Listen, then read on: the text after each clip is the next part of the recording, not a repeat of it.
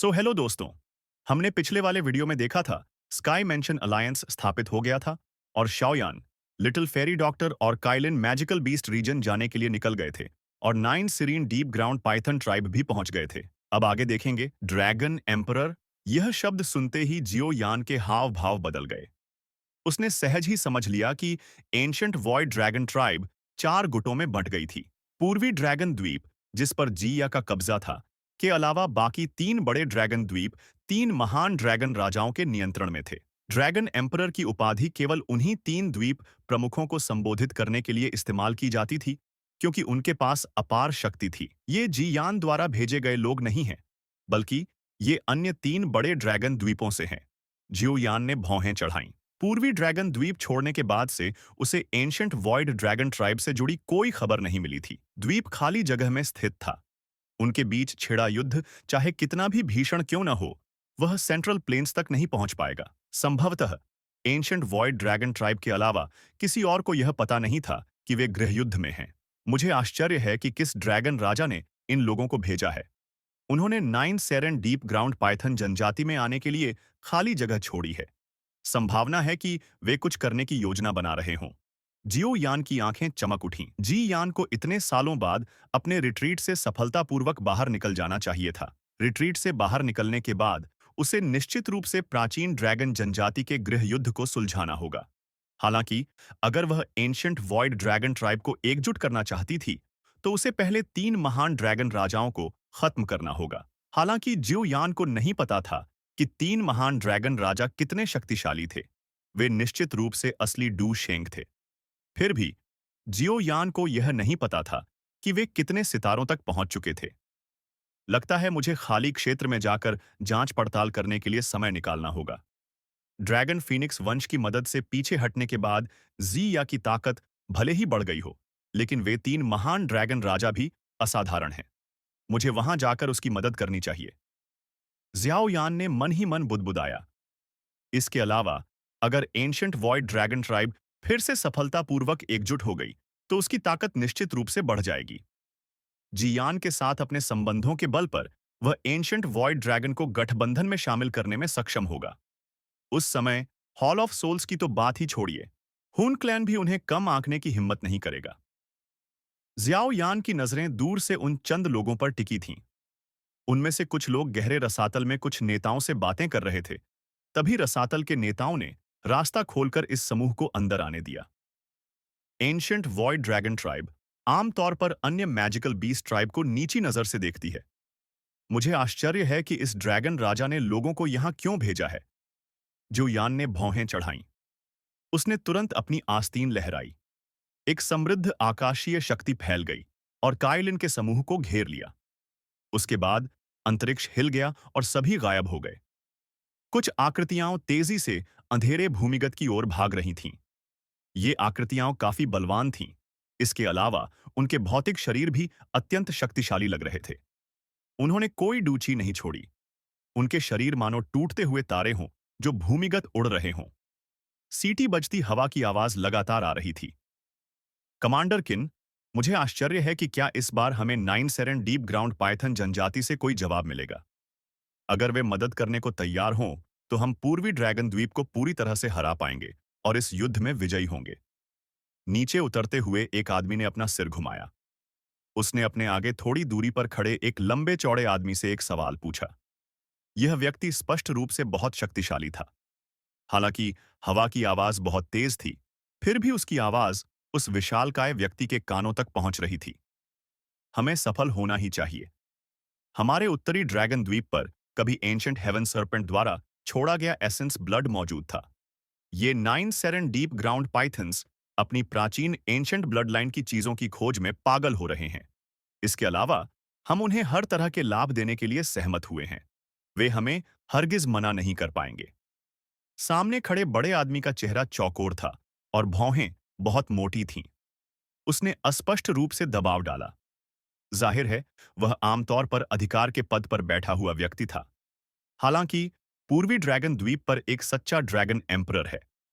हम एक आदमी बोलने से पहले एक पल के लिए झिझका। एंशंट वॉइड ड्रैगन ट्राइब के शाही वंश ने एक साधारण योद्धा पर दबाव डाला।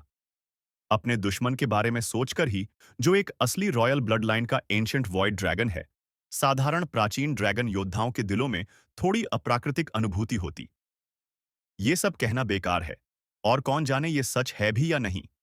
ड्रैगन किंग तो असली रॉयल ब्लड लाइन का इंसान है, हमें तो बस उसके हुक्म मानने हैं। उस बड़े आदमी ने गहरी आवाज में जवाब देते हुए भौहें सिकोड़ लीं। समझा? पहले वाले लोग उस बड़े आदमी की बातें सुनकर विनम्रतापूर्वक सहमत हो सके। हम कमांडर किन नाम के उस विशालकाय आदमी ने मन ही मन ठंडी सांस ली। उसका विशाल हाथ लहरा रहा था। वह अपनी गति बढ़ाने ही वाला था कि उसे थोड़ी दूर नीचे हवा में दो आकृतियां दिखाई दी। उसकी उदासीन आंखें धीरे धीरे उन पर घूम गईं। ये नाइन सेरन डीप ग्राउंड पाइथन जनजाति के सदस्य नहीं हैं, सावधान रहें। वह विशालकाय आदमी बहुत सतर्क था। उन कुछ आकृतियों को देखकर वह गहरी आवाज में चिल्लाया। युद्ध के लिए तैयार होने के साथ ही उसकी मांसपेशियां भी तनने लगीं। जो आगे हैं, वे चले जाएं। कमांडर किन ने अपनी मुट्ठी भींच ली और ठंडी आवाज में चिल्लाया, यहीं रुको, मुझे कुछ पूछना है। उस समूह में से एक दुबले पतले व्यक्ति ने ठंडी चीख सुनकर धीरे से अपना सिर उठाया। वह व्यक्ति ज्याओ यान था। इस समय उसने अपना हाथ उठाकर कमांडर किन की ओर मुड़ा हुआ था। आक्रमण करना! जियो यान को हाथ उठाते देख कमांडर किन के चेहरे पर भाव ठंडे पड़ गए। एक भव्य डूकवी तुरंत उसके शरीर से बाहर निकल आई। हालांकि यह डूकवी अभी अभी बाहर निकली ही थी कि वह यह देखकर दंग रह गया कि आसपास का स्थान पूरी तरह से जम गया था। वे किसी और के नियंत्रण में कठपुतलियों की तरह थे और प्रतिरोध करने की सारी क्षमता खो चुके थे। वे धीरे धीरे नीचे उतरे और उस दुबली पतली आकृति के सामने रुक गए। तुम कौन हो? हम एंशिएंट वॉइड ड्रैगन ट्राइब के सदस्य हैं। कमांडर किन के दिल में एक बड़ा तूफान उठा जब उसने देखा कि ज्याओ यान का बेतरतीब हमला उन सबको रोक सकता है। चाहे उसे किसी भी तरह से कहा जाए, वह एक 5 स्टार ड्यूझुन था। हालांकि उसकी यह ताकत उसके सामने वाले के हाथों का जरा भी प्रतिरोध नहीं कर पाई। क्या आप लोग उत्तरी ड्रैगन द्वीप, दक्षिणी ड्रैगन द्वीप या पश्चिमी ड्रैगन द्वीप से हैं? जियो यान ने कमांडर किन की ओर देखा और धीमी आवाज में पूछा।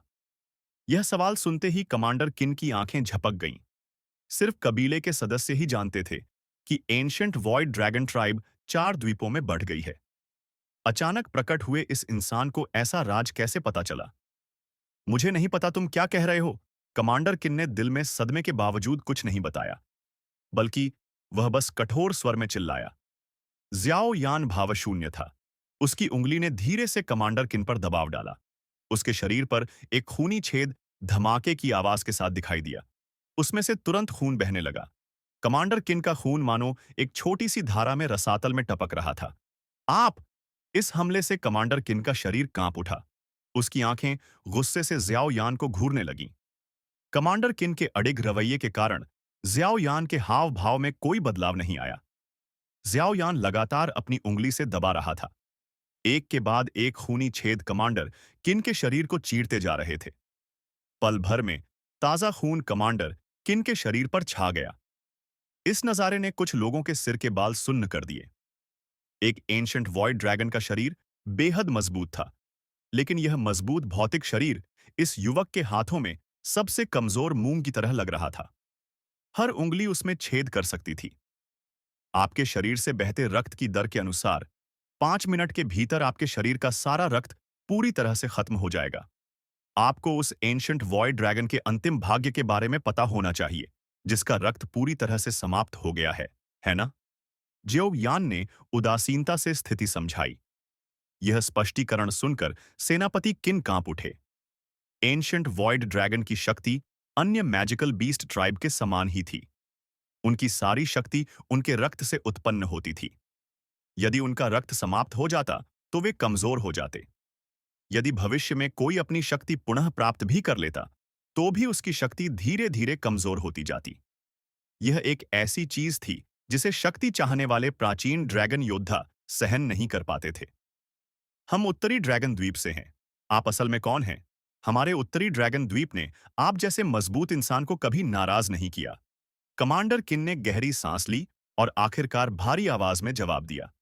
एंशिएंट वॉइड ड्रैगन की वर्तमान स्थिति कैसी है? जू यान ने धीरे से पूछा।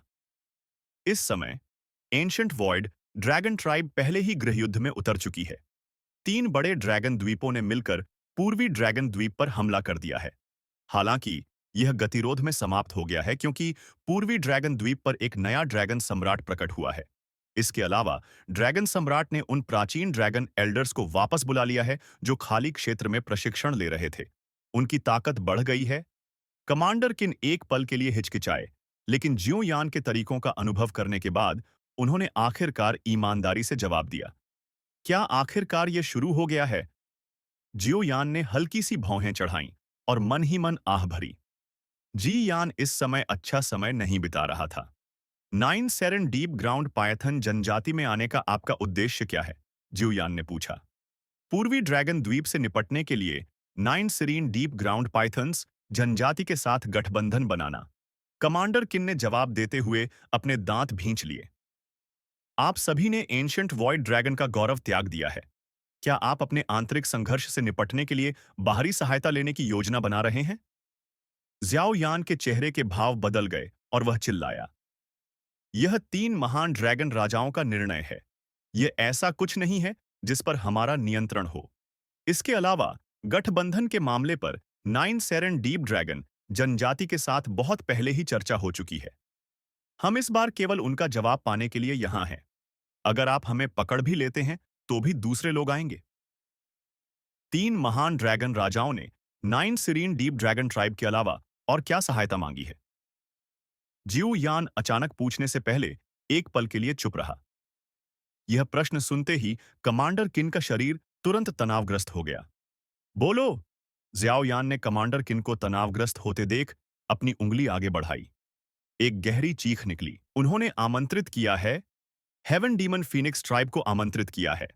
हेवन डीमन फीनिक्स ट्राइब पहले ही मदद के लिए तैयार हो गई है, लेकिन वे चाहते हैं कि तीनों महान ड्रैगन राजा नए ड्रैगन एम्परर को पकड़कर उन्हें सौंप दें। जियो यान की आवाज में हत्या की इच्छा को महसूस करके कमांडर किन का दिल ठंडा पड़ गया। उसने जल्दी से जवाब दिया, हरामी! ये शब्द सुनते ही ज्याओ यान के चेहरे पर उदासी छा गई। उसने उम्मीद नहीं की थी कि तीनों ड्रैगन राजा इतनी बेशर्मी से पेश आएंगे। उन्होंने न सिर्फ कबीले के नियम तोड़े और दूसरी जनजातियों को आंतरिक संघर्ष में उलझाया, बल्कि कबीले के ड्रैगन एम्परर को उनके असली दुश्मन हेवन डीमन फीनिक्स ट्राइब के हवाले करने का वादा भी किया। ये 3 कमीने। ज्याओ यान की आंखें गहरी और गहरी थीं। वह साफ समझ रहा था कि अगर हेवन डीमन फीनिक्स ट्राइब और Nine Serene Deep Ground Pythons तीनों महान ड्रैगन द्वीपों के साथ गठबंधन कर लें, तो जी यान के पूर्वी ड्रैगन द्वीप को सचमुच खतरा हो जाएगा। ज्याओ यान को क्रोधित होते देख कमांडर किन का शरीर कांप उठा। उसने जल्दी से अपना मुंह बंद कर लिया। लगता है जी यान बुरी हालत में है। साइलिन जल्दी से आगे बढ़ी और भौहें सिकोड़ते हुए बोली, क्या हम जल्दी से खाली जगह जाकर उनकी मदद करें? ज्यू यान की आंखें चमक उठीं। उसने एक क्षण बाद अपना सिर हिलाया और कहा, अभी कोई जल्दी नहीं है। जब तक हेवन डीमन फीनिक्स ट्राइब और Nine Serene Deep ground Python tribe के एक्सपोर्ट्स खाली क्षेत्र की ओर नहीं बढ़ते, तब तक जी यान टिके रह सकता है। हमें हेवन डीमन फीनिक्स ट्राइब और Nine Serene Deep ground Python Tribe को रोकना होगा। यह योजना सुनकर काइलिन ने धीरे से सिर हिलाया और बोलना बंद कर दिया। मन ही मन ठान लेने के बाद जियोयान ने एक बार फिर कमांडर किन के मुंह से कुछ जानकारी ली। वह इस मामले को तभी शांत करना चाहता था जब कमांडर किन के पास कहने के लिए कुछ न बचे। क्या अब आप हमें छोड़ सकते हैं? मैं आपको वो सब बता चुका हूं जो आप जानना चाहते थे। कमांडर किन ने कमजोरी से कहा। उसके शरीर का ज्यादातर खून पहले ही बह चुका था। अगर ऐसा ही चलता रहा तो वह सचमुच अपंग हो जाएगा। जियो यान ने उदासीनता से कमांडर किन पर अपनी नजरें घुमाईं। उसकी उंगलियां हवा में दबीं और उन चंद लोगों के शरीरों में डूची को तुरंत सील कर दिया। उसने अपनी आस्तीन लहराई और उन्हें गहरे रसातल में एक अंधेरे छेद में फेंक दिया। इस रसातल में अनगिनत सुरंगें थीं। यहां तक कि nine serene deep ground Python tribe भी स्पष्ट रूप से नहीं बता पा रही थी कि हर सुरंग कहां जाती है। इन लोगों को उनके डूची को सील करके अंदर फेंक दिया गया था। उनका बचना उनके भाग्य पर निर्भर था। चलो चलें, हम नाइन सेरेन स्प्रिंग की ओर चलेंगे। उन चंद लोगों से निपटने के बाद ज्याओ यान और ज्यादा देर नहीं रुका। उसने हाथ हिलाया और आगे बढ़कर जमीन के अंदर की ओर दौड़ा। लिटिल फेरी डॉक्टर, काइलिन और किनलिन भी उसके पीछे पीछे चल पड़े। भूमिगत दुनिया का भूभाग बेहद जटिल था, लेकिन ज्याओ यान का समूह अपनी यात्रा के लिए पहले से ही पूरी तरह तैयार था। उन्होंने एक विस्तृत नक्शा हासिल कर लिया था, इसलिए 1 घंटे के भीतर वे भूमिगत दुनिया में पहुंच गए। उन्होंने कुछ स्नेक पीपल ट्राइब्स का चक्कर लगाया और अंततः लगभग आधे घंटे में Nine Serene Deep ground Python tribe के मुख्य क्षेत्र अंडरग्राउंड सीरीन स्नेक नेटवर्क तक पहुंच गए। अंडरग्राउंड सीरीन स्नेक नेटवर्क वह स्थान था जहां Nine Serene Deep ground Python का मुख्यालय स्थित था। यह कई स्नेक पीपल के हृदय में एक पवित्र स्थल था। पवित्र स्थल होने के कारण यह अंडरग्राउंड सीरीन स्नेक नेटवर्क स्वाभाविक रूप से अच्छी तरह से सुरक्षित था। यहां तक कि एक ऑर्डिनरी स्नेक पर्सन भी प्रवेश नहीं कर सकता था। यह सचमुच मैजिकल बीस्ट वर्ल्ड की 3 बड़ी जनजातियों में से एक होने के योग्य है। इस पर्वत श्रृंखला में वास्तव में कई विशेषज्ञ हैं। ज्याओ यान का समूह अंडरग्राउंड सीरीन स्नेक नेटवर्क के पास एक पहाड़ी पर दिखाई दिया। उनकी आंखें दूर पर्वत श्रृंखला को देखते हुए आपस में बुदबुदा रही थीं। यह अप्रत्याशित है कि मैं इस जगह पर स्नेक पीपल ट्राइब को देख पा रही हूं, और यह आकार मेरे कबीले से कई गुना बड़ा है। काइलिन भी मैदानों में घनी आबादी वाले स्नेक पीपल ट्राइब को देखकर थोड़ा हैरान हुई और बोली, मैंने एक बार इस कबीले की वंशावली पढ़ी थी। मेरा कबीला बहुत समय पहले विशाल टैगर रेगिस्तान में चला गया था, लेकिन मुझे नहीं पता कि हम इस जंगली इलाके से आए हैं या नहीं। जियो यान मुस्कुराया। उसकी नजर अंडरग्राउंड नेटवर्क के गहरे हिस्सों पर पड़ी और उसने कहा, the Nine Serene Spring underground network के सबसे गहरे हिस्से में होने चाहिए, लेकिन वहां कई छिपे हुए विशेषज्ञ मौजूद हैं। यहां तक कि कुछ बाणशेंग श्रेणी के विशेषज्ञ भी हैं। अगर हम उन्हें परेशान करेंगे तो थोड़ी परेशानी होगी, इसलिए आप सभी को अपनी आभाएं छिपा लेनी चाहिए। समझा? चाइलिन के समूह ने जियोयान के आदेश सुनकर सहमति में सिर हिलाया। Nine Serene Deep ground Python काफी शक्तिशाली थे।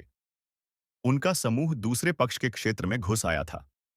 हालांकि जियोयान में डू शेंग जैसी ताकत थी, फिर भी अगर उन्हें पता चल गया तो शायद उसे आसानी नहीं होगी। ज्याओ यान ने अपनी आस्तीन लहराई। उसके आसपास का स्थान तेजी से विकृत हो गया और फिर सभी को अपनी चपेट में ले लिया। स्थान में उतार चढ़ाव आया और सभी अजीब तरह से गायब हो गए। वर्तमान ज्याओ यान इस दुनिया में पहले ही चरम स्तर पर पहुंच चुका था। अब वह अंतरिक्षीय स्पेशल स्ट्रेंथ का बड़ी कुशलता से उपयोग कर सकता था। वह एम्प्टी रियल्म में भी चल सकता था। हालांकि ज्याओ यान अपने साथ 3 लोगों को ला रहा था, लेकिन इससे वह ज्यादा थका नहीं था। इसलिए वह अंतरिक्ष में तेजी से आगे बढ़ा और अंडरग्राउंड सीरीन स्नेक नेटवर्क की ओर बढ़ गया। रास्ते में उन्होंने किसी का विशेष ध्यान आकर्षित नहीं किया। जैसे ही ज्याओ यान अंडरग्राउंड सीरीन स्नेक नेटवर्क के सबसे गहरे हिस्से में पहुंचा, उसने महसूस किया कि अंदर मौजूद विशेषज्ञों की आभाएं और भी प्रबल हो रही है। यहां तक कि कुछ आध्यात्मिक अनुभूतियां भी थीं, जो उस जगह पर जहां वह छिपा था, कुछ संदेह पैदा कर रही थीं। संभवतः उन्होंने कुछ महसूस किया था। सौभाग्य से इन साधारण छापों से ज्याओयान के समूह का पता नहीं चला। ज्याओयान की स्थानिक क्षमताओं की मदद से उनके समूह ने रास्ते में कई विशेषज्ञों की नजरों से बाल बाल बचकर अंडरग्राउंड सीरीन स्नेक नेटवर्क के सबसे गहरे हिस्से में चुपचाप प्रवेश किया। अंडरग्राउंड सीरीन स्नेक नेटवर्क के सबसे गहरे हिस्से में एक विशाल काली खाई थी। यह खाई 1000 फीट चौड़ी थी और अथाह प्रतीत होती थी। नीचे से एक भयावह रूप से अंधेरी और ठंडी आभा किसी तूफान की तरह लगातार उठ रही थी। एक साधारण विशेषज्ञ को इस जगह पर खड़े होने पर अपने खून और डूची को जमते हुए महसूस होगा। इस गहरे रसातल की तलहटी में nine सेरन deep ground Python tribe का पवित्र कुंड नाइन सेरन स्प्रिंग छिपा था। यही ज्याओयान के समूह का गंतव्य भी था। गहरे रसातल में सुरक्षा के उपाय कम थे, क्योंकि हर कोई जानता था कि गहरे रसातल से लगातार आने वाली अंधेरी और ठंडी हवाएं प्राकृतिक रक्षक हैं। यहां तक कि डू झोंक श्रेणी के विशेषज्ञ भी आसानी से उसमें गहराई तक जाने की हिम्मत नहीं कर पाते थे। इस जगह के ऊपर की हवा अचानक विकृत हो गई और एक गहरी और ठंडी हवा चलने लगी। 2 आकृतियां दिखाई दीं। वे स्वाभाविक रूप से ज्याओ यान का समूह थी। ज्याओ यान ने प्रकट होते ही गहरी खाई की ओर देखा। वह मुस्कुराया, पर रुका नहीं। उसकी आस्तीन एक बार फिर लहराई और एक सघन स्थानिक बल समूह के चारों ओर लिपट गया। वह अत्यंत ठंडी आंधी को चीरता हुआ उस काली खाई की तलहटी में तेजी से पहुंचा। खाई बेहद गहरी थी। ज्याओ यान की तेजी के बावजूद वह लगभग 10 मिनट बाद ही खाई की जमीन देख पाया। जमीन के पास पहुंचते ही उसकी आंखों में एक बहुत बड़ी झील दिखाई दी। उसमें से एक गहरी और ठंडी आभा फैल रही थी, जो किसी के भी शरीर के भीतर मौजूद डूची को जमा सकती थी। झील बेहद विशाल थी। उसका पानी गहरा पीला था। इस गहरे पीले रंग में ताजा खून जैसी चमक बह रही थी। हल्के पीले रंग की भाप के कुछ कण उस हल्के खून में मिल गए और फिर रिसने लगे। अंततः वह भाप ऊपर उठी और आसमान की ओर फुसफुसाने लगी। यह पौराणिक नौ शांत वसंत है। पीली झील को देखकर ज्याओ यान ने राहत की सांस ली। वह धीरे धीरे उसके पास पहुंचा।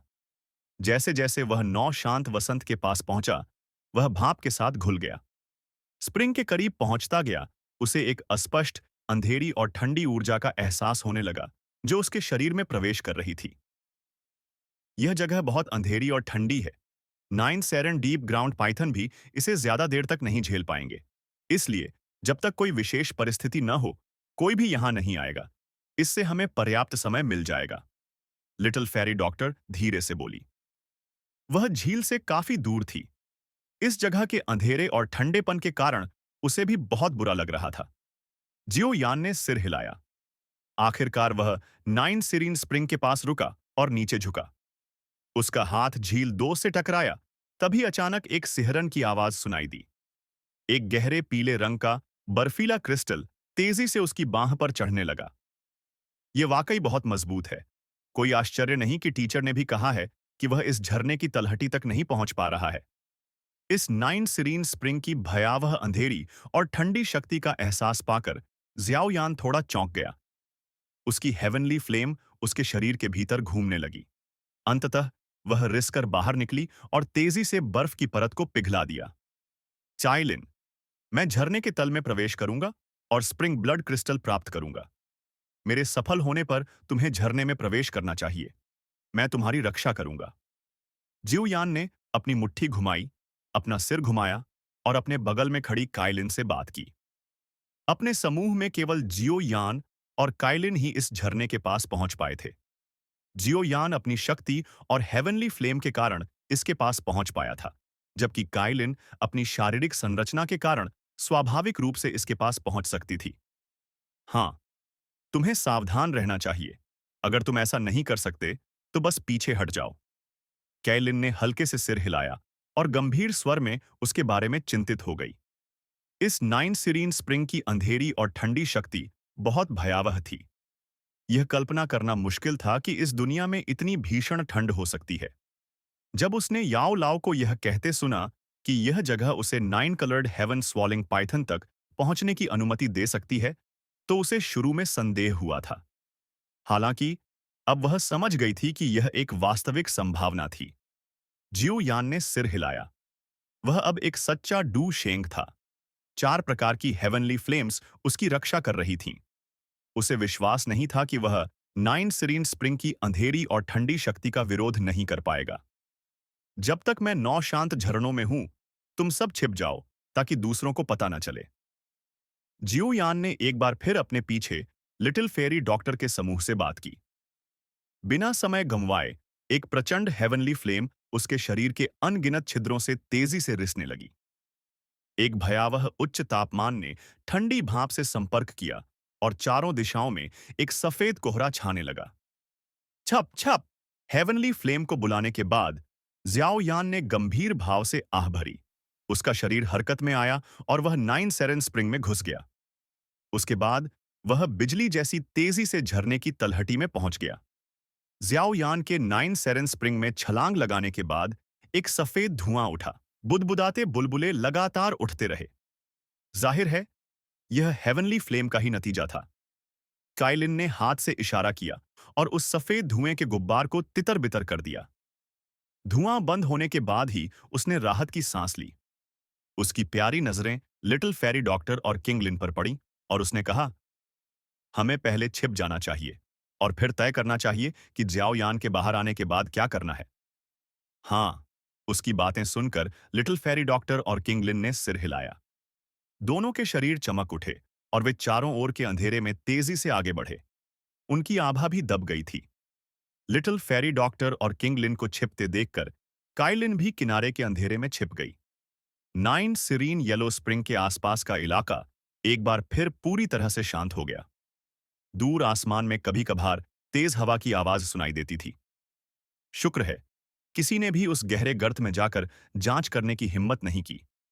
एक आकृति बिजली की गति से उस पीली गंदी झील में चमक रही थी। उस आकृति के चारों ओर लपटें उठ रही थीं। हर बार जब कोई लौ आसपास के पानी से टकराती, तो एक तरह की तड़तड़ाहट भरी आवाज निकलती। यह सचमुच नाइन सेरन स्प्रिंग के योग्य है। इसमें जो अंधेरी और ठंडी शक्ति है, वह भयावह है। जियो यान का शरीर तेजी से झरने के तल की ओर दौड़ा। उसी समय उसके चेहरे पर धीरे धीरे एक गंभीर भाव उभर आया। नाइन सेरन स्प्रिंग में समाहित अंधेरी और ठंडी शक्ति मानो डू क्वी को जमा देगी। अपनी हेवनली फ्लेम की रक्षा के बावजूद जियो यान को अभी भी अपने अंग सुन्न महसूस हो रहे थे। उसके शरीर के चारों ओर घूम रही मंथन डू क्वी सुस्त होने के संकेत देने लगी थी। लगता है मुझे अपनी रफ्तार बढ़ानी पड़ेगी। ये ऐसी जगह नहीं है जहां मैं ज्यादा देर तक रुक सकूं। हेवनली फ्लेम्स का उपयोग करके अंधकार और शीत शक्ति का प्रतिरोध करने से ज्याओ यान की डू क्यूई समाप्त हो गई। हालांकि ज्याओ यान डू शेंग वर्ग में आगे बढ़ चुका था और नेचुरल ऊर्जा को नियंत्रित करने में सक्षम था, लेकिन इस झरने में भरी अंधकार और शीत शक्ति अकल्पनीय थी। इसके अलावा ज्याओ यान इस ऊर्जा को नियंत्रित या अवशोषित करने में असमर्थ था। यह विचार उसके दिल में कौंधते ही ज्याओ यान का शरीर तेजी से चलने लगा। जैसे ही वह तैरता गया, उसके पीछे एक गहरा पानी का निशान बनता गया और उसकी गति फिर से बढ़ गई। उसके आगे बढ़ने के बाद ही पानी फिर से उफान पर आया और उसने उस निशान को ढक दिया जो उसने इस प्रक्रिया में बनाया था। जैसे ही ज्याओ यान 9 शांत झरनों में और गहराई तक गया, हेवनली फ्लेम बेतहाशा उछल पड़ी। जैसे जैसे वह और गहराई में गया, अंधेरी और ठंडी शक्ति 2 गुना बढ़ गई। अंत में ज्याओ यान को अपनी पूरी ताकत लगाकर अपनी ड्यू क्यू को प्रसारित करना पड़ा और अपने शरीर में घुसी ठंडी क्यू को तितर-बितर करना पड़ा। मुझे आश्चर्य है कि यह नाइन सेरन स्प्रिंग कितने गहरे हैं। अगर यही चलता रहा तो मैं बस वापस लौट जाऊंगा। जियो यान ने झील के तल की ओर देखा, जो पूरी तरह से अंधेरा था। उसने अपनी भौहें थोड़ी सिकोड़ लीं। उसे यह सुनिश्चित करना था कि वापस आने के लिए उसके पास पर्याप्त डूची हो। इस नाइन सेरन स्प्रिंग के भीतर की अंधेरी और ठंडी शक्ति में एक विशेष डूची क्षरण प्रभाव था। अगर वह हेवनली फ्लेम्स से अलग न होता, तो जियो यान के लिए इस स्थान तक पहुंचना मुश्किल होता। इस नाइन सीरीन स्प्रिंग से परेशान ज्याओ यान के कानों में एक हल्की मगर अनोखी आवाज गूंजी। उसने अचानक महसूस किया कि उसके पीछे पानी तेजी से सिकुड़ रहा है। पानी का बहाव तेज होते ही ज्याओ यान ने अचानक पीछे से मुक्का मारा।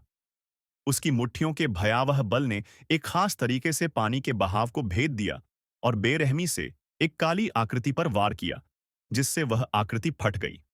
यह अप्रत्याशित है कि इस नाइन सेरेन स्प्रिंग में जीवित प्राणी है। जाओ यान की आंखों में आश्चर्य की लहर दौड़ गई जब उसने उस जीवित प्राणी को देखा। वह खून के एक गुच्छे में बदल गया था। इस झील का अंधेरा और ठंडा बल ऐसा था कि एक nine serene deep ground Python भी ज्यादा देर तक नहीं टिक सकता था, और लंबे समय तक उसमें रहना तो दूर की बात थी। इससे पहले कि ज्याओ यान उस काली आकृति को उड़ाकर दोबारा गोता लगा पाता, उसे अचानक लगा कि पानी में और ज्यादा उतार चढ़ाव होने लगे हैं। एक काला कोहरा तेजी से उसकी नजरों के किनारों पर छा गया। इस काले कोहरे को देखकर ज्याओ यान के हाव भाव एकदम बदल गए। यह कोई असली काला कोहरा नहीं था, बल्कि यह काला कोहरा अनगिनत अजीबोगरीब काले सांपों से बना था, जिनके अजीबोगरीब शल्क थे। इन अजीब सांपों से फुफकारने की आवाज निकल रही थी। इन अजीब सांपों ने अपने भयंकर मुंह फैला दिए, जबकि वे अभी भी ज्याओ यान से काफी दूर थे। उनके मुंह से कई गहरे काले पानी के तीर निकले। इन पानी के तीरों के झील के पानी को छूते ही पानी 2 भागों में बंट गया, जिससे पानी के तीरों की गति बढ़ गई। आगे बढ़ते तीरों की भिन-भिनाहट ने आसपास के झील के पानी को तब तक हिलाकर रख दिया, जब तक कि उसमें से एक गहरी विस्फोटक ध्वनि नहीं निकल गई। कितनी अंधेरी और ठंडी ऊर्जा है! जिऊ यान ने गहरे काले पानी के तीरों पर नजर डाली और भौहें सिकोड़ लीं। ये पानी के तीर नाइन सेरेन स्प्रिंग की काली और ठंडी शक्ति के समान थे, लेकिन उनमें उससे भी ज्यादा विनाशकारी शक्ति थी। एक अजीब जगह अंततः कुछ अजीब चीजें पैदा करेगी। ज़्याओ यान को अचानक जियानान एकेडमी के नीचे स्थित मैग्मा की दुनिया याद आ गई, जब यह विचार उसके दिल में कौंध गया। उस अंडरग्राउंड वर्ल्ड में रहस्यमयी जीव रहते थे, जिनके बारे में बाहरी दुनिया में कोई नहीं जानता था। इसके अलावा उन जीवों की संख्या बेहद भयावह थी। मुझे इन अजीब चीजों में नहीं उलझना चाहिए, वरना मैं बहुत ज्यादा डूची को थका दूंगा। जियो यान का शरीर हिल गया। उसकी गति अचानक बढ़ गई और वह बिजली में बदल गया, जो झील को चीरती हुई निकल गई। वह तेजी से नाइन सेरेन स्प्रिंग की तलहटी में पहुंच गई, लेकिन जैसे ही जियो यान भागा, वे अजीब काले सांप तेजी से मुड़ गए। उन्होंने चारों तरफ से उसका पीछा किया। ज़्याओ यान ने तेजी से अपनी पूरी ताकत झोंक दी। हालांकि वह गहरे पानी में था, फिर भी उसकी भयावह गति रास्ते में कई दृश्य बना रही थी। ये दृश्य पीछे से छोड़े जा रहे टनों पानी के तीरों से भेद दिए गए। कितनी परेशान करने वाली बातें हैं। ये अजीब सांप ज़्याओयान की गति चाहे जितनी भी बढ़ जाए, उसकी हड्डियों में कीड़ों की तरह उसका पीछा करते रहे। आखिरकार उसके चेहरे पर ठंडक छा गई। उसने पीछे मुड़कर देखा और फिर अपना हाथ भींच लिया। उसमें आग की लपटों का एक समूह दिखाई दिया। फिर उसने लपटों को ऊपर उठने से पहले ही पीछे फेंक दिया। लपटें आग के बादल में बदल गईं और दूर दूर तक फैल गईं। आग का बादल फिर आग के एक समुद्र में फैल गया। हालांकि उस अंधेरे और ठंडे बल को नष्ट नहीं किया जा सका, फिर भी वे अजीब सांप समय पर न रुकने के कारण आग के समुद्र से टकरा गए। उच्च तापमान ने उन सभी अजीब सांपों को, जो उससे टकराए थे, पल भर में भस्म कर दिया। उन अजीब सांपों ने इस भयावह आग को भांपते ही अपना आतंक दिखाना शुरू कर दिया। जब उनमें से एक बड़ा समूह मर गया, तो वे आखिरकार रुक गए और आगे बढ़ने की हिम्मत नहीं जुटा पाए। वे वहीं रुके रहे और दूर से लगातार काले पानी के तीर चलाकर धीरे धीरे आग के समंदर को बुझाते रहे। जब ये अजीब सांप आग बुझाने की पूरी कोशिश कर रहे थे, ज़्याओ यान तेजी से नीचे उतरा। आखिरकार उसने उन्हें झटक दिया। यह नाइन सेरेन स्प्रिंग वाकई कोई साधारण जगह नहीं है। ये अजीब सांप ज्यादा ताकतवर नहीं है, लेकिन उनके गहरे और ठंडे पानी के तीर बहुत भयंकर हैं। अगर किसी बाण से कोई बाण टकरा जाए, तो एक पीक बाण शेंग भी बुरी तरह घायल हो जाएगा। उन परेशान करने वाली चीजों से बचकर ज़्याओ यान ने राहत की सांस ली। उसकी नजर नीचे के क्षेत्र पर पड़ी, तो उसे एक चमक दिखाई दी। उसने अपना ध्यान केंद्रित किया और अपनी गति बढ़ा दी। एक क्षण बाद वह आखिरकार उस चमकती हुई जगह पर पहुंच गया। क्या यह 9 शांत झरनों का तल है? ज़्याओ यान के सामने एक बहुत बड़ी रेतीली सतह दिखाई दी। जमीन पर मुट्ठी भर आकार के अनगिनत चट्टान के टुकड़े पड़े थे। इन चट्टान के टुकड़ों से एक चमक टिमटिमा रही थी। इसी चमक के कारण झील का तल अपेक्षाकृत चमकीला दिखाई दे रहा था। नाइन सेरेन स्प्रिंग जमीन के नीचे गहराई तक फैले होने चाहिए। अगर मैं इसमें और गहराई तक जाऊं, तो मैं भी बर्फ बन जाऊंगा। ज़्याओ यान ने अपनी गति धीमी करते हुए उस जगह को देखा। उसने तथाकथित स्प्रिंग ब्लड क्रिस्टल की तलाश शुरू की, लेकिन उसे यह जानकर आश्चर्य हुआ कि जहां भी उसने देखा, उसे स्प्रिंग ब्लड क्रिस्टल नहीं मिला। यहां कोई स्प्रिंग ब्लड क्रिस्टल नहीं है। क्या ये सब nine serene deep ground Python द्वारा ले लिए गए होंगे? लंबी खोज के बाद जब ज़्याओ यान का चेहरा थोड़ा उदास हो गया, उसने यहां तक पहुंचने के लिए बहुत मेहनत की थी। क्या उसे खाली हाथ लौटना पड़ेगा? बचाओ मुझे। एक अत्यंत धीमी कराह अचानक पानी से होकर निकली और जियो यान के कानों में घुस गई, ठीक उसी समय जब वह भौहें चढ़ा रहा था। कौन? यह धीमी सी आवाज सुनकर ज़्याओ यान के चेहरे के भाव अचानक बदल गए। डूक्वी उसके शरीर से एक धमाके के साथ फूट पड़ा। उसकी नजरें सावधानी से अपने आस-पास घूमी। नीचे कोई और भी था? उसे कुछ भी आभास क्यों नहीं हुआ? हालांकि जब ज़्याओ यान ने अपना ध्यान केंद्रित किया और उसका इंतजार किया, तो वह आवाज पूरी तरह से गायब हो गई। ऐसा लग रहा था जैसे उसने पहले जो कुछ भी सुना था वह सब एक भ्रम था। क्या ऐसा हो सकता है कि मैंने गलत सुना हो? ज़ियाओ यान की भौहें थोड़ी सिकुड़ गईं।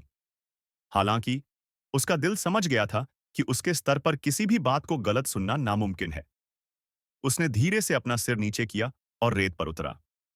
थोड़ी देर झिझकने के बाद उसने अचानक अपना हाथ अपने सामने भींच लिया।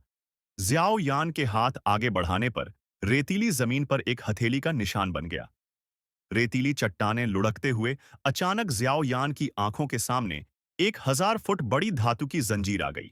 इस बेहद बड़ी धातु की जंजीर को देखकर ज़ियाओ यान की आंखें सिकुड़ गईं। उसने हाथ से जंजीर को पकड़ा और धीरे धीरे बाहर खींच लिया। इसके बाद जमीन भी हिलने लगी और फिर जमीन से 3 और धातु की जंजीरें उभर आईं। ये धातु की जंजीरें एक पहाड़ जैसी उभरी हुई चट्टान से जुड़ी थीं। उन्हें खींचकर हिलाना नामुमकिन था। ज़ियाओ यान की नजरें इस बात पर बिल्कुल नहीं टिकीं कि धातु की जंजीरें कहाँ जुड़ी हैं। उसकी नजरें 4 जंजीरों के बीच में टिकी थीं। वहां काली मिट्टी का एक बड़ा सा ढेर था। ज़ियाओ यान ने हाथ हिलाकर मिट्टी के ढेर को गौर से देखा। इस प्रक्रिया में मिट्टी बिखर गई। मिट्टी बिखरने के बाद अंदर की चीज सामने आई। वह एक इंसान था, एक व्यक्ति जिसका शरीर सूख गया था और कंकाल की तरह सिकुड़ गया था। इस व्यक्ति का आभा मंडल कितना शक्तिशाली है! यह शायद कोई पीक डू शेंग है, जिसकी शक्ति 3 स्टार डू शेंग तक पहुंच गई है। उसे यहाँ क्यों बंद कर दिया गया है? जियो यान बुदबुदाया। कंकाल जैसी मानव आकृति को देखते ही उसकी आंखों में सदमा दौड़ गया। मुझे बचाओ! मुझे बचाओ! मुझे बचाओ! और मैं पूरे 9 सेरन डीप ग्राउंड पाइथन ट्राइब को तुम्हारा अधीनस्थ बना दूंगा। सिकुड़े हुए इंसान ने अचानक अपनी दोनों आंखें खोल दी, जबकि ज़ियाओयान उसे देख रहा था। ज़ियाओयान को घूरते हुए उनकी आंखें थोड़ी पागल सी लग रही थीं। झरने के तल पर एक कर्कश दहाड़ गूंज उठी।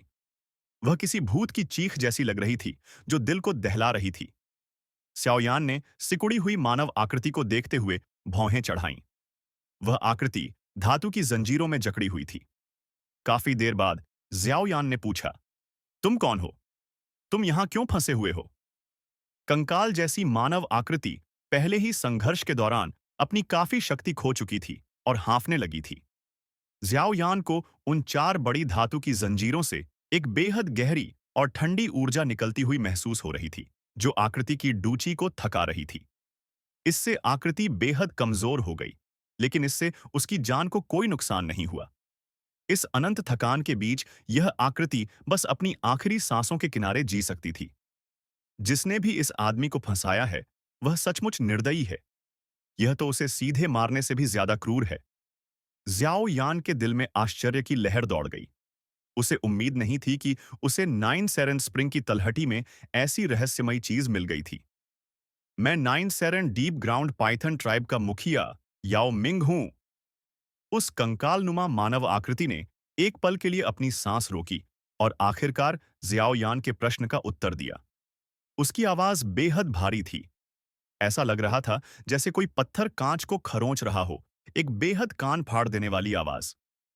मुझे बचा लो। जब तक तुम मुझे बचाओगे, मैं तुम्हारी कोई भी शर्त मान लूंगा। खुद को याओ मिंग कहने वाले व्यक्ति ने जियो यान को विनती भरी नजरों से घूरते हुए जोर से विनती की। 9 सेरन डीप ग्राउंड पाइथन ट्राइब का मुखिया? ज़ियाओ यान ने भौहें चढ़ाईं, लेकिन इस दलील से अप्रभावित रहा। उसने धीमी आवाज में जवाब दिया, जहां तक मुझे पता है, 9 सेरन डीप ग्राउंड पाइथन ट्राइब का मुखिया याओ शाओटैन नाम का कोई व्यक्ति होना चाहिए, है ना? वह कमीना, वह कमीना। उसी ने एक दुष्ट चाल चलकर मेरा स्थान छीन लिया और मुझे इस 9 सेरन स्प्रिंग झरने की तलहटी में बंद कर दिया। आह, वह कमीना। उसने मुझे सदियों से इस अंधेरी और ठंडी शक्ति में तड़पाया है। अगर मुझे फिर से आसमान देखने का सौभाग्य मिला, तो मैं, याओ मिंग, यह सुनिश्चित करूंगा कि उसे मौत से भी बदतर सजा मिले। याओ, श्याओतैन का नाम कानों में पड़ते ही याओ मिंग की आंखें तुरंत लाल हो गईं। उसकी आंखों में अंतहीन नफरत उमड़ पड़ी। उसकी पागल दहाड़ झरने की तलहटी में गूंजती रही यह चीख सुनकर ज़ियाओ यान चुपचाप अवाक रह गया। यह आदमी सदियों से इसी जगह पर बंद था। यह भाग्य वाकई बहुत दयनीय था। 9 सेरन स्प्रिंग झरनों की अंधेरी और ठंडी शक्ति मानो किसी के शरीर पर तीखे ब्लेडों की तरह वार कर रही थी। वह चुभने वाला दर्द एक साधारण व्यक्ति के लिए असहनीय था। फिर भी उसके सामने वाले व्यक्ति ने सदियों से इस कड़वाहट को झेला था। यह जानकारी सुनकर ज़्याओ यान ने भी अनायास ही अपना सिर हिला दिया। क्या आप मुझे अपने और याओ ज़्याओतियन के बीच के रिश्ते के बारे में बता सकते हैं? ज़्याओ यान ने अपने हाथ फैलाए और पूछा। मैं याओ शियाओतियन का खून का सगा बड़ा भाई हूं। याओ मिंग एक क्षण के लिए झिझका और फिर कर्कश स्वर में बोला। मुझे nine serene deep ground Python tribe के कबीले चीफ के रूप में सच्चा उत्तराधिकारी होना चाहिए था। कबीले के कई एल्डर्स मेरे पक्ष में थे। याओ शियाओतियन के लिए कबीले चीफ बनना सामान्यतः असंभव होता। वह भी अपने मन में यह बात समझता था।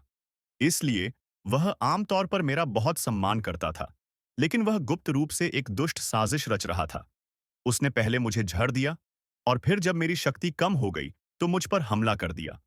अंततः उसने मुझे इस नाइन सेरेन स्प्रिंग झरने की तलहटी में बंद कर दिया। उसने तुम्हें सीधे क्यों नहीं मार दिया? इससे उसे बहुत सी मुसीबतों से छुटकारा मिल जाता। ज्यू यान ने पूछा। ऐसा इसलिए क्योंकि वह मेरी मौत भी आसान नहीं चाहता।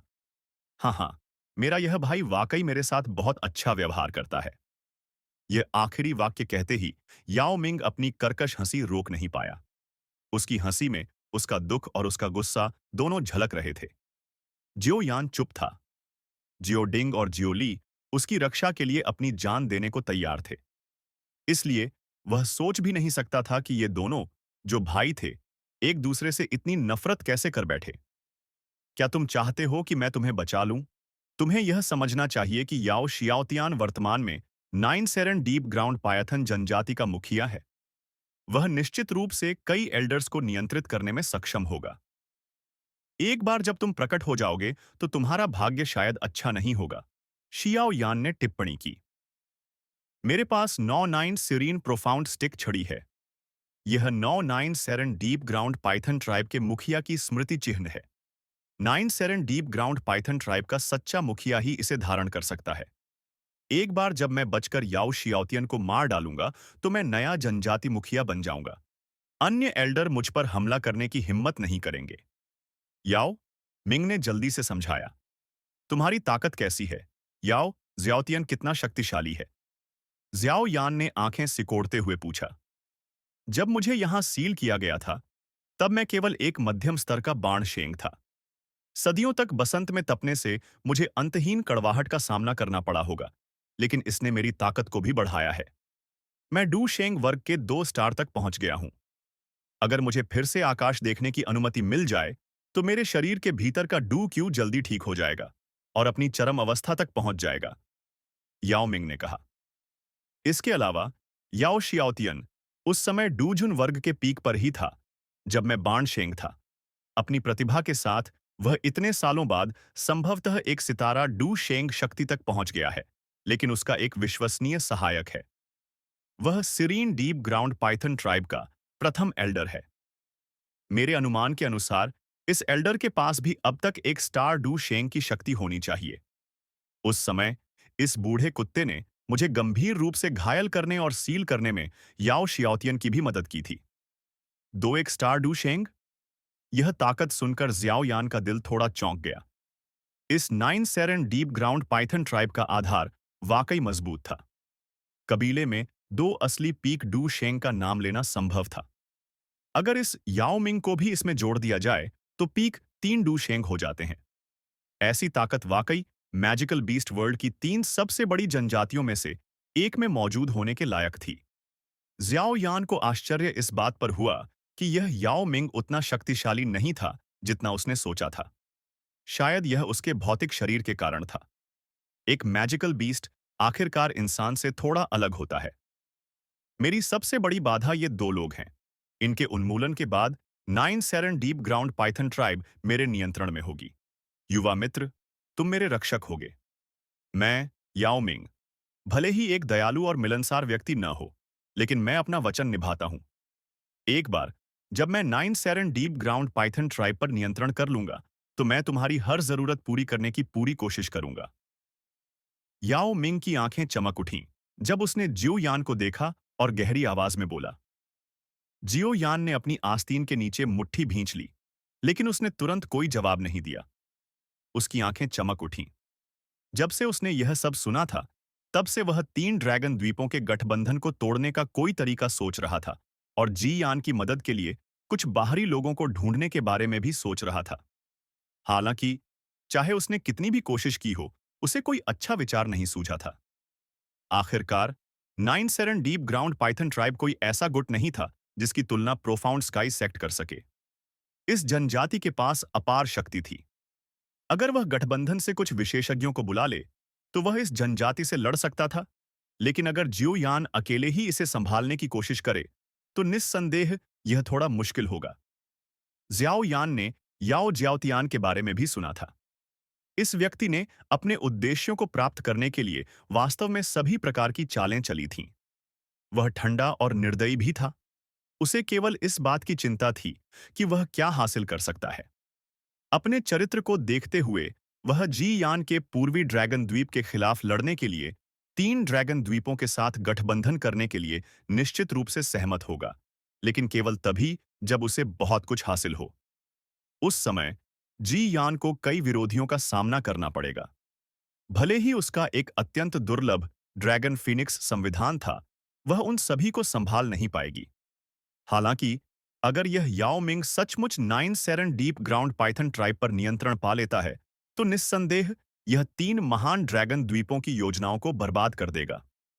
इस तरह के सुदृढ़ीकरण को खोना निस्संदेह उनके लिए एक बड़ा झटका होगा। मैं तुम पर विश्वास नहीं कर सकता। यह विचार एक पल के लिए ज़्याओ यान के मन में कौंधा। फिर आखिरकार उसने अपना सिर उठाया। उसने याओ मिंग की तरफ देखा और धीरे से अपना सिर हिलाया। वह इस याओ मिंग के बारे में बहुत कम जानता था। वह याओ मिंग के चरित्र को समझ नहीं पा रहा था। अगर यह व्यक्ति बचाए जाने के बाद एक कृतघ्न व्यक्ति बन गया होता और उसे काट लेता, तो उसे सचमुच बहुत बड़ा अन्याय महसूस होता। ज़्याओ यान के ये शब्द सुनकर याओ मिंग का मुंह चौड़ा हो गया, लेकिन वह कुछ बोल नहीं पाया। ज़्याओ यान से पहली मुलाकात के बाद वह उसे अपने ऊपर भरोसा नहीं दिला पाएगा। हालांकि, मुझे तुम्हें बचाने के लिए अभी भी एक रास्ता मिल सकता है। मैं तुम्हें बचाने के बाद कबीले के मुखिया का पद वापस छीनने में भी तुम्हारी मदद कर सकता हूं। हालांकि, एक शर्त है। जियो यान की आंखें चमक उठीं। उसने याओ मिंग को गौर से देखते हुए अपना प्रस्ताव रखा। तुम अपनी सोल को रिलीज करोगे और मुझे उसमें स्पिरिचुअल इम्प्रिंट छोड़ने दोगे। अगर तुम मुझसे झूठ बोलोगे, तो मैं स्पिरिचुअल सील को नष्ट कर दूंगा। उस समय तुम निश्चित रूप से गंभीर रूप से घायल हो जाओगे। भले ही तुम एक कुलीन डू शेंग ही क्यों ना हो, तुम्हारी शक्ति स्थिर रहेगी। यह विचार सुनकर याओ मिंग के चेहरे में तो थोड़ा बदलाव आया। यह अपनी जिंदगी किसी और को सौंपने के बराबर था। मैं तुम पर तभी भरोसा कर सकता हूं जब तुम ऐसा करो। अगर तुम मना करोगे, तो मैं तुरंत वापस लौट जाऊंगा और चला जाऊंगा। सच कहूं तो मैं इस झंझट में बिल्कुल नहीं पड़ना चाहता। जिउ यान ने गहरी आवाज में समझाया। याओ मिंग ने अपने दांत भींच लिए। उसकी आंखें लगातार टिमटिमा रही थीं। उसका स्वभाव ऐसा था कि वह किसी और के द्वारा नियंत्रित नहीं होना चाहता था, लेकिन सैकड़ों वर्षों से झेली गई कड़वाहट के बारे में सोचते ही उसके दिल में क्रोध और घृणा उमड़ पड़ती थी। उसने जल्दी से अपने दांत भींच लिए और धीमी आवाज में दहाड़ते हुए कहा, ठीक है, हम वही करेंगे जो तुम कहोगे। मैं अब अपने दिल की नफरत बर्दाश्त नहीं कर सकता। मुझे उस कमीने के 1000 टुकड़े करने होंगे। ठीक है। यह सुनकर कि याओ मिंग वास्तव में उसके प्रस्ताव पर सहमत हो गए हैं, जियो यान खुशी से चिल्लाया हूं। याओ मिंग ने गहरी सांस ली। उसके माथे पर एक चमक सी उभरी और एक अदृश्य स्पिरिचुअल स्ट्रेंथ उमड़ पड़ी। अंततः उसने उसके सामने एक विशाल काले सांप का रूप ले लिया। याओ मिंग को अपनी सोल को बुलाने की पहल करते देख ज़्याओ यान मुस्कुराया। उसका मन हिल गया और एक गर्म सोल की झलक तेजी से उभरी और फिर उस काले विशालकाय सांप के माथे पर छा गई। जैसे ही स्पिरिचुअल इम्प्रिंट अंदर आई, सांप का शरीर जोर से कांप उठा। सांप तेजी से तितर-बितर होकर याओ मिंग के माथे पर वापस आ गया। ज्याओ यान ने याओ मिंग के आध्यात्मिक उतार-चढ़ाव, स्पिरिचुअल फ्लोटेशन को उसी क्षण भांप लिया जब उसकी सोल उसके माथे पर लौट आई। ज्याओ यान को बस एक विचार की जरूरत थी और स्पिरिचुअल सील, जिसमें हेवनली फ्लेम्स की शक्ति समाहित थी, फटकर याओ मिंग की आत्मा को टुकड़े-टुकड़े कर देती। यह सही है। मैं इस नाइन सेरन स्प्रिंग झरने पर एक स्प्रिंग ब्लड क्रिस्टल ढूंढने आया हूं। क्या तुम्हें पता है कि वह चीज कहाँ है? इस समस्या का समाधान होने के बाद जियोयान मुस्कुराया और पूछा, spring blood crystal nine सेरन spring वसंतों में भी बहुत दुर्लभ है। सामान्यतः एक हथेली के आकार का टुकड़ा बनने में 1000 साल लगते हैं। मैंने इन कुछ 100 सालों में ये चीजें निगल ली हैं। यह प्रश्न सुनकर याओ मिंग एक पल के लिए झिझका। उसने अचानक अपना मुंह चौड़ा किया और एक ब्लड लाइट निकली। अंततः यह ब्लड लाइट ज्याओ यान के सामने रुक गई। यह ज्योति एक हथेली के आकार का ब्लड कोलेर का क्रिस्टल था। क्रिस्टल के बीच में निरंतर बहता हुआ ब्लड प्रतीत हो रहा था, जिससे यह एक असाधारण रूप से विचित्र रूप धारण कर रहा था। क्या यह स्प्रिंग ब्लड क्रिस्टल है?